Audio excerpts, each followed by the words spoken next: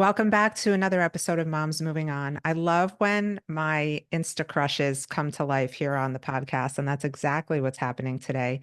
We have licensed mental health counselor Jaclyn Tenaglia on with us. She is also known as the No BS therapist on social media, who, if you follow me, you know I share her work quite frequently because I love when someone is no BS. We have no room for bullshit in this space called life. Jaclyn, thank you so much for being here with me. Yeah, thanks for having me. Of course. So you are a mental health counselor specializing in working with high performing adults with anxiety and stress. I think that's all of us. But your 15 years of expertise also encompasses co-occurring disorders such as ADHD, depression, men's mental health. Yes, I specialize in substance use disorders. For the first 11 years of my career, I worked as a counselor in a methadone clinic. So that's where Interesting. some of the no BS comes from. Okay. So I want to hear all about that. Like, how did you go from that to what you're doing now? Like, what is the Jaclyn Tenaglia story? Yeah, so I started working there in grad school it was my grad school internship, and I fell in love with it. So when my internship ended, I stayed on for another 10 years afterwards. But in that time, I was kind of moonlighting, and I had my private practice that I opened in 2011 at night. So I would see people at night and had my, like 7 to 3 job at the clinic. It was a lot, I'm but sure. yeah, so I transitioned into private practice full time in 2019. Very nice. And so now since 2019, I saw that you do telehealth. You're in Boston, but you do telehealth in Florida, which is interesting. Florida and Connecticut and New York. Yeah. Wow. So like the tri-state area and Florida, which is like an extension of the tri-state area. Very cool. Yes. How did you like, why Florida? I'm just curious. Do you have like a connection That down was here? kind of a recent thing because it's actually pretty easy to have telehealth privileges in Florida. Hmm. So yeah, long story short, that's how I tacked that on. Okay. Well, since you are really good at calling bullshit out on social media and you do it in a way that like, I don't know, it makes me laugh, I think because I resonate with it so much. We got to talk about like what is the social media obsession with just diagnosing everyone in your life? What do you think that's coming from? There's a few reasons for that, but one is this idea of concept creep. So the definition of certain terms like addiction or trauma or even abuse have been widened in recent years. Mm. So it's becoming easier to see ourselves in some of these concepts, right? So we're widening the lens and just deciding that anybody who fits like the characteristic within the definition, one or two, now we've decided we can label and diagnose them, right? Because that's what the Instagram post said. Yeah, and so that's another thing on Instagram. There's a lot of if you XYZ, then you have blank diagnosis. It's way too prescriptive and is not it's not leaving room for all the gray areas. Plenty of people can I'm being super vague, but there's a lot of just diagnosing with ADHD, autism, trauma online. And we're seeing a lot of that where there's been more kind of inquiries for counseling for some of those reasons. And some of that is really valid and legitimate. And some other cases, it might be just an overinflated diagnosing, self diagnosing specifically. Well, and that's what I find so dangerous because, working in the divorce industry, it's only natural that when you initially separate from somebody, you're both at your worst. I mean, the term in the divorce industry is that you're seeing good people at their worst time, right? So like all of your worsts are Mm-hmm. coming out. Your ego is Mm-hmm. bruised, you're terrified, you have so many worries and struggles. Mm-hmm. And so naturally no one's on their best behavior. And more in the last couple of years, it's, oh my God, Michelle, you don't understand. I found this Instagram account. It perfectly described, the personality disorder that my ex has. And I'm like, oh, tell Mm-hmm. me more. Was your ex diagnosed by a doctor? No, no, no, this account. It's this account. And I'm like, you don't want to minimize somebody's experience, but at the same time, 10 years ago, it was just my ex is being an asshole. Can you help? Not Mm-hmm. how do I handle a toxic covert narcissist with borderline personality Yeah. traits? And it's really Yeah. frustrating because the important work in the post-divorce phase or learning to co-parent with somebody is just managing yourself, not really Mhm. trying to manage the other person. So what do you think of all that? The diagnosis is not nearly as important as, okay, what specific behaviors are happening, right? If you say my ex is so depressed, well, what does that mean? Are they forgetting to pick up the kids from school? Are they in bed all day? Like, what specifically, how do you know that, right? So be specific. And what does the knowing then lead to, right? So like you suffered at the hands of this person emotionally or physically, or they were cheating on you or whatever it is. But what does staying stuck on the label mean for moving forward? Does it, I mean, you're the therapist, so like, does it actually help people process the pain? Does it help them take a step back and say, okay, this wasn't really about me, this was more about them? Like, where do you see the benefit in all of that? The benefit in deciding diagnosing, deciding to diagnose somebody. well, it's also situational, but if we say, okay, my ex is in bed all day and they are forgetting to pick up the kids from school, then we can, when we start to see clusters of behavior together, we can form a story and do something about it if they are in fact depressed. But one of those things on their own does not indicate depression, right? Forgetting to Right. pick up the kids from school could be for so many reasons. So these are really vague examples, but it's just important to not isolate any one behavior and say, oh, this means that. We're seeing a Right. lot of that online. Right. And I think also, there's a big fear, or the word narcissist is so trendy that like people will come to me and say, "Oh, well, my lawyer said that my ex is the worst narcissist they've ever seen." Mm, And I'm like, "Wow, sounds like they wanted to instill some fear and really get this fight going, right?" And so it's just coming from all mm. angles where it kind of like clouds the perception of the person who needs to really just detach and move on and learn how to co-parent with this person. Do you think that there is any like difference made in co-parenting with someone once you've determined, or if you've decided that they have a personality disorder, or is it just best to like stay in your own lane and focus on your own stuff and, you know, go about your business instead of obsessing over what they could be or how they are? It really depends because, um, you know, is your, are they displaying kind of a sprinkle of, let's say, narcissistic tendencies? Or are we looking at full-blown narcissistic personality disorder, which is much more rare? Um, we're talking as below 5% of the population, right? Hmm. Whereas narcissistic traits could be more common, perhaps. So, could you repeat your question? So is there, people will argue with me on social media, and wait, Kevin, let's take it from here. Ready? So people will come and argue with me on social media because I tell them, don't get stuck on the label. Like, regardless if your ex is a narcissist or a houseplant, like you still have to do the work for yourself to take care of your kids, to move on emotionally. Does, hanging this label on them actually matter in co-parenting? Is it going to make it any easier? I don't know about that. And it really depends on what we're talking about as far as the behaviors. Are they harmful? Is the person acting in a harmful way, or are they just kind of being an asshole? Well, and that's what I've always asked people, like, are they a narcissist, or are they just an asshole ex? Because Mhm. the lines are very blurred, right? Like we all have Mm, narcissistic tendencies, and they all like, it's like going under a black light when you're getting divorced. Like everything shines, all the bad mm, stuff, every lint on your sweater. And so it's magnified in this. And so that's why I ask people to like step outside the way they're behaving now. Was this persistent throughout the relationship? Can we think of times where the person wasn't behaving this way so that we mm. can maybe attach to that as like a goal point to get to in our co-parenting? Yeah. your account and mine have both really leaned into perspective taking and, well, let's look at it this way, not in a victim blaming way, but just more from an accountability standpoint, right? What's your stuff? What's their stuff? What can we do about that?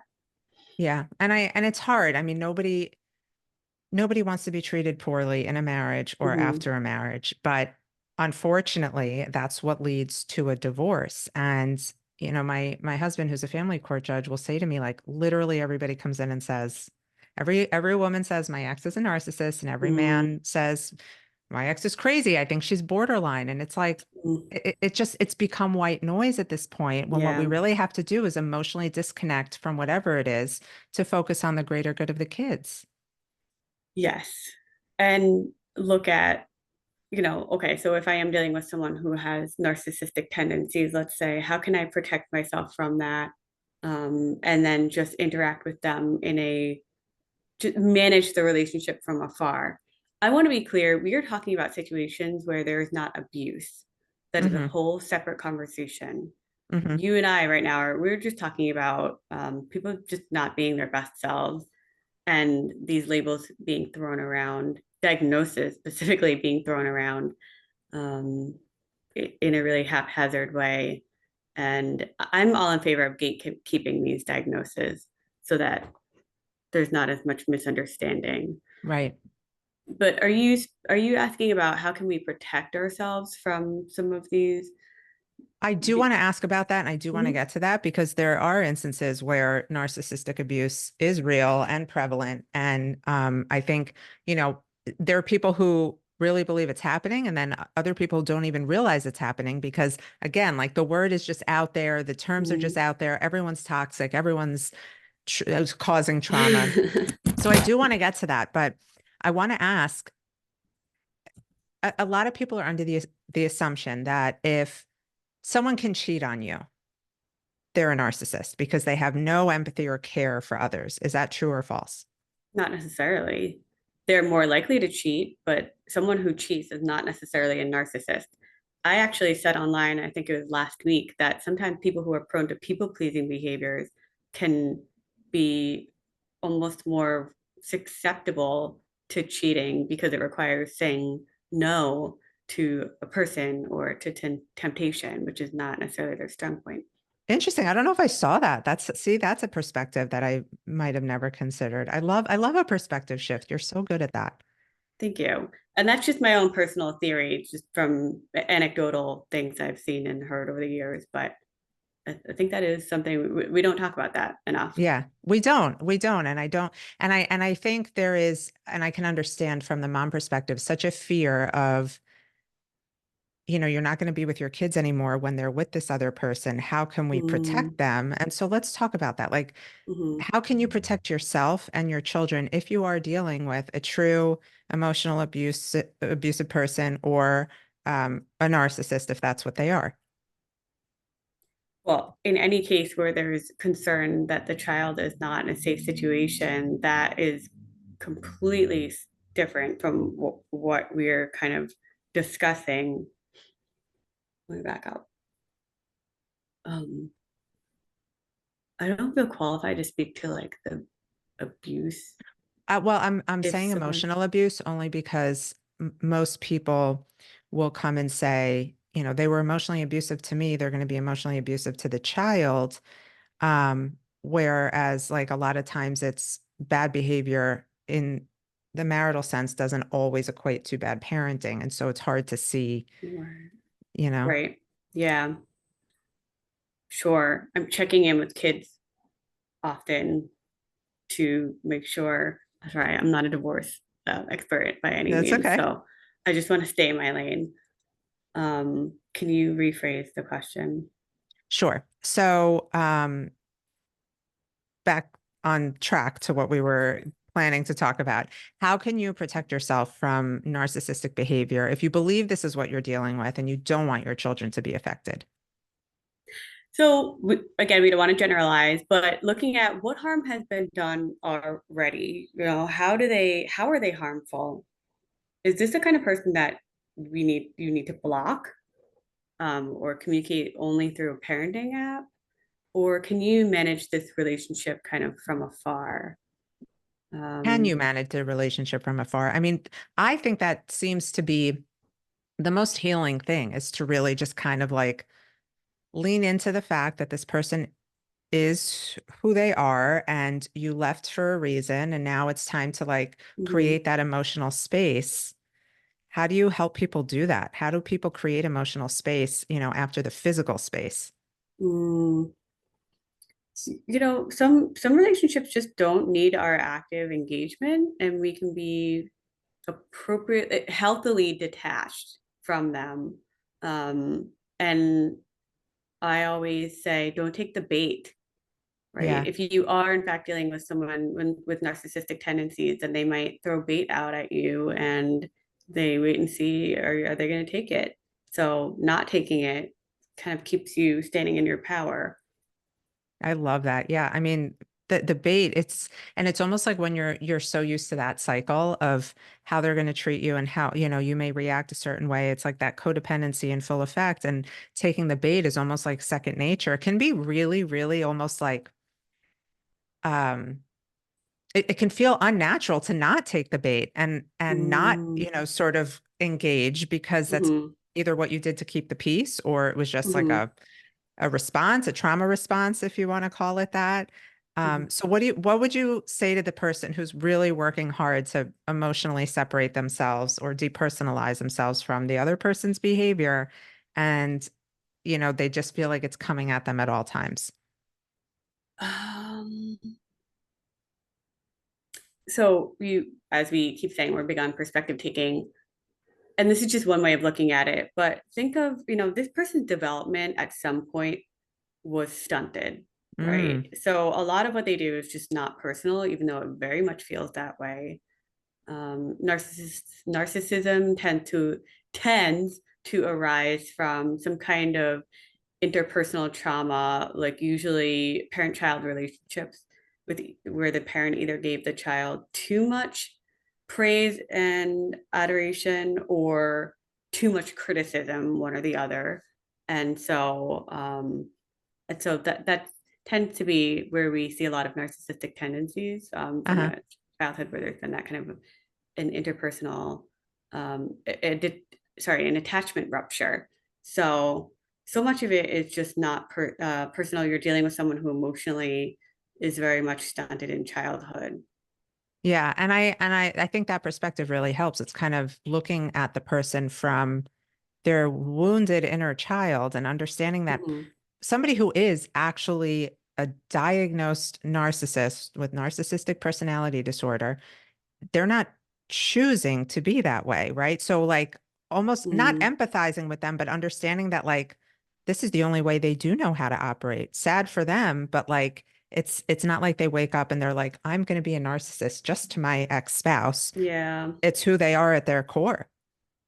The unfortunate thing about narcissism is that a lot of tendencies can kind of work in that person's favor. So it gets positively reinforced over time, right? They get the promotion and they're more likely to kind of get what they want. So it can be hard to dial back on traits that seem to serve us well in some ways, at least. Yeah. Well, and there's also that serious lack of self-awareness too, I imagine. Absolutely. Absolutely. Right. Like my life seems okay for me. Why is it such a problem for you, how Yeah. I behave? Right. So if,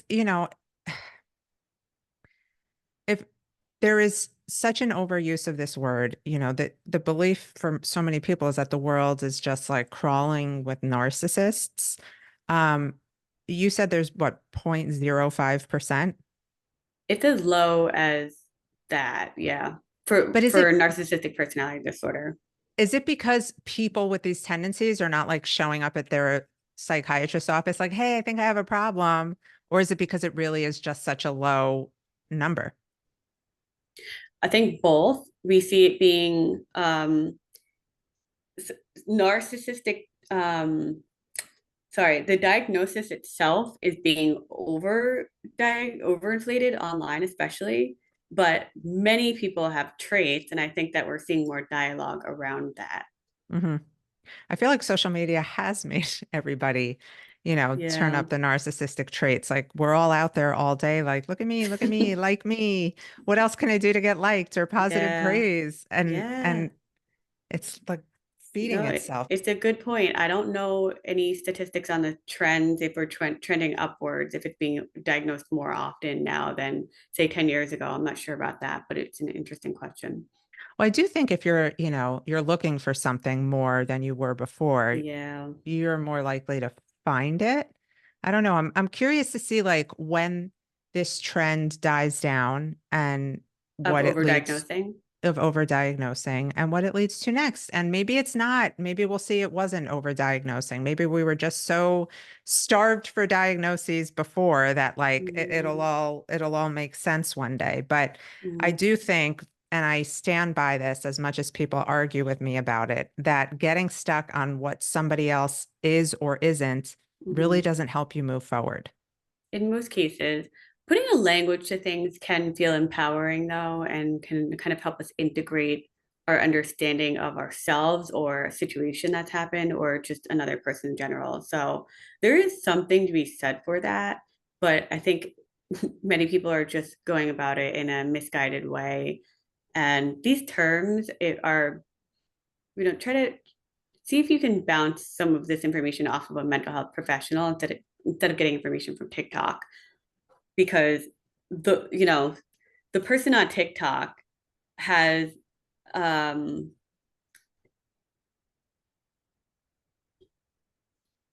when someone on TikTok is diagnosing another person and then they are able to redirect that person towards maybe a course that they've created on the topic Hmm. or a book that they wrote, then they capitalize on the diagnosis.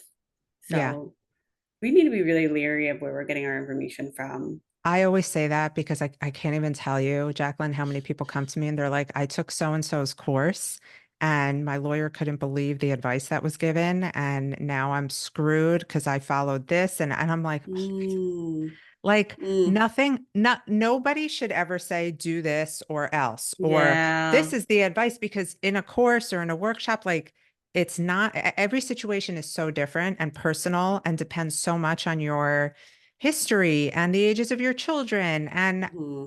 Hmm. there's just nothing can be generalized enough on social There's way media. too much generalizing online. Yeah. Yeah.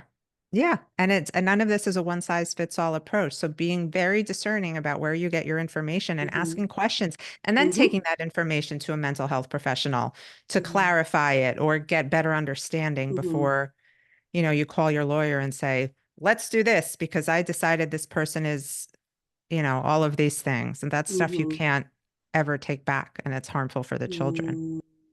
Hmm. In what ways do you feel like it harms the children? Well, more people than not will come and say, well, it's very clear that they're a narcissist because of this Instagram or TikTok account that clearly laid it out for me. And Hmm. narcissists aren't safe around children. So I don't want my ex to have any custody. And it's like, well, Hmm. whoa, whoa, whoa, whoa, whoa, whoa.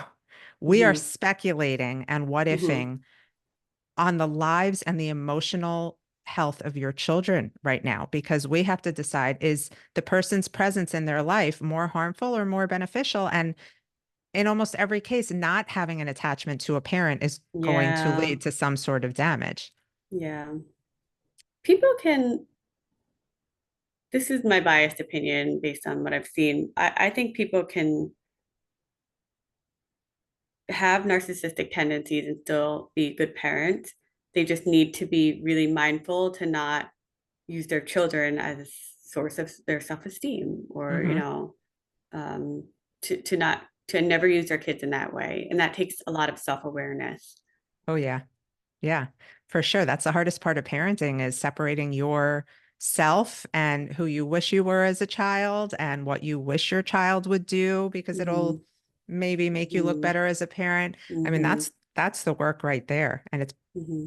as Glennon Doyle says, brutal because doing it feels so good, but at the same time, it's so hard. Hmm. Yeah. Anyway, what else can we cover on this topic? I think we've really gotten to all of it. I was gonna have some notes on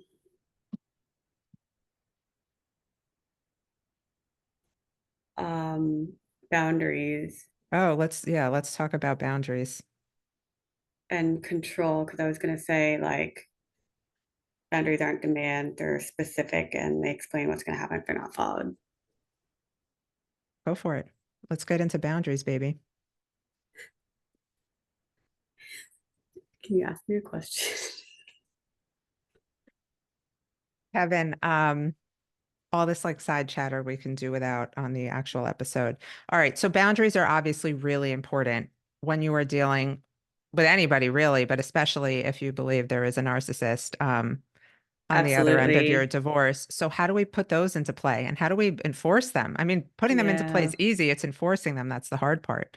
absolutely. I think it's important to remember that boundaries, they're not demands or ultimatums, really. They're specific and they explain what will happen if they're not followed, right? So we might think that saying something like, you can't talk to me like that is a boundary, but it's actually, it doesn't, if we can be more specific, a proper boundary would sound like, if you talk to me like that again, I will leave this conversation. I will hang up the phone, right? So Hmm. it's specific and so um, yeah, Yeah. not an ultimatum. And also understanding, I think, especially from the female perspective, if you weren't comfortable setting boundaries in the relationship, setting them after is going to feel really weird and awkward. And Mm, also, so many women will reach out to me and say, I'm worried that if I don't respond to all of their harassment or all of the things they're saying to me, I'm going to look bad in the eyes of the court because I'm just choosing not to engage. And that is the biggest myth ever mm, because what the court sees, they're not when they if there are transcripts submitted of conversations, yeah. if they see one person constantly going with nothing productive being the end goal of that Hmm. attack, they see who's who and what's what. If they see two people, it's just banter back and forth, and they don't know, Hmm. which one is the aggressor or Yeah. which one. So I always say to people, it's okay to set the boundary of not responding. If that's the only boundary you set, you're Yeah. not going to be in any trouble for not being a willing participant in an abusive conversation. Sure. And I'm a big promoter of no response is a response if you've already clearly laid out to them the boundary, right? Hmm. If you don't stop texting tonight, I will, whatever. Um, and then if it's not followed, that's when you can kind of just communicate through silence. Yeah. Yeah. I mean, But otherwise, you'll it's passive aggressiveness, right? If we don't if we aren't clear, if we don't speak up and advocate before using silence as a way to communicate. What are your thoughts on that? That's interesting. I was just going to say, I never looked at it that way. Yeah, I can see that. Like, yeah, I'm thinking of even conversations with people in my life who aren't my ex. Like, if they just don't respond to a certain thing, that feels really passive aggressive. So that is really important to communicate. Like, if you do speak to me this way, I can no Hmm. longer engage with you today, rather than just silence. Because Hmm. you know, having been in some really unhealthy relationships, both with a parent and in my romantic life, silence was used as a tool for like punishment almost, and it felt Mm-hmm. very manipulative. So I can see why setting that boundary of silence and letting them know that that's going to Hmm. happen is That's important. coming if you don't Yeah. stop. Yeah. Yeah. Yeah. Silence can be very painful for sure. And it can Right. it can inflame the other person if it's For coming out of nowhere. sure. For sure. Especially if they have attachment wounds or abandonment anxiety. Oh my It God. absolutely can exacerbate Hmm. those feelings. Been there, girlfriend. Wow, for Mm. sure. Yeah, boundaries are everything, and it's another overused word, but really get to know and understand what a boundary is and which boundaries feel comfortable with you, whether it's working with Hmm. a therapist or a coach. You have to be comfortable enough to set them and enforce them. So they have to really make sense for you. It's kind of like Hmm. a routine you would follow at the gym that's specific to your body. This is like the workout for your brain. Where can you push your limits? Where are you comfortable going? And how are you going to be consistent with it? Because that's the only way that it works. Hmm. Mhm. So, any other tips you want to share with us about the maybe diagnosed person in our lives or just the difficult person in our lives we're trying to protect ourselves from? Where a narcissist can be the most harmful sometimes is isolating us from our family and loved ones Hmm. and friends. So just making sure that you aren't protecting them by not letting the people in your life in on everything that's happening, Hmm. right? There could be a lot of shame there, though. That's why a lot of people might keep, the interactions with a narcissistic person kind of private. They might not tell the people around them what's happening, but I think that the people in our lives should absolutely know so that we're not at risk of being more isolated because that's when they can really sink their teeth into a person and Absolutely. do the most harm. Yeah, and it's a really scary thing to be involved in for sure. That's a really great tip and a point. And also, if you're coming out of a situation with a narcissist and you are looking to reestablish relationships from the people you felt isolated from, don't be ashamed to say, I was involved in something horrible and that's Hmm. why I pulled away or that's why I Hmm. detached from you. And being open with people because I know what that's like. And Hmm. it could be hurtful to the person who doesn't understand. So be Yeah. open and honest about it. Right. And you're not alone. So many people, especially strong women, because I have this theory that they tend to Why is that, specifically Jaclyn? target strong women. I think there's a lot of power in dismantling the self-esteem of a woman who's really self-assured and confident or appears that way. And there's a, yeah. I can't even believe you're saying this because I'll say to my husband sometimes, like, I work with these badass fucking women, like Mhm. CEOs, celebrities, like women we want to be. And the way they're being treated and torn Mhm. apart from the inside in the worst way, like it's like Mhm. they're like magnets for it. And Mhm. it's really interesting that you make that connection. I see it all the time. They're Mhm. not I have too.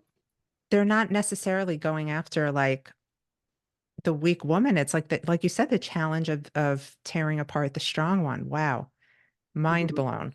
Yeah, and again, I'm not a narcissist expert, so I don't know the exact specifics or phenomena around that, but it's something that anecdotally I've seen so often, and it sounds like you have too. Yeah. Yeah, it's definitely a trend for Yeah. sure. Um, I guess that could be like a part due somewhere because that's it's Yeah. really interesting. It's and Hmm. you would think, someone with narcissistic traits or a narcissist would be turned off by somebody strong because it's a threat, Mm, but I guess it's more of a game and a challenge. yeah, yeah, absolutely. Well, this has been more than eye-opening for sure. Jaclyn, I'm so glad you joined us. For those of you who are Oh, just thank meeting you. her for the first time, you got to head over to Instagram, no BS therapist, no bullshit, literally. And and be aware of her posts or my posts or anybody's posts who kind of make you feel like, can't believe she just said that. Ask yourself why. Ask yourself why that Mm, post hits the way that it does, because that's when you really learn the most about yourself. mhm. Jaclyn, anything else? Where can everyone find you besides your great posts on the gram? On Twitter or X, I am Tweet a Therapist. I'm Tweet a also a friend. therapist. That's cute. I love that. Thank you. Check her out, everyone. And also her website, Jaclyn Tenaglia, will be linked if you are in one of the many states where she is available to help you. You should definitely connect if you're looking to go a little bit deeper and do the work for yourself that needs to be done. All that to say, we love having you here. We love that you're listening, and we'll see you next time Thanks, on Moms Michelle. Moving On, of course.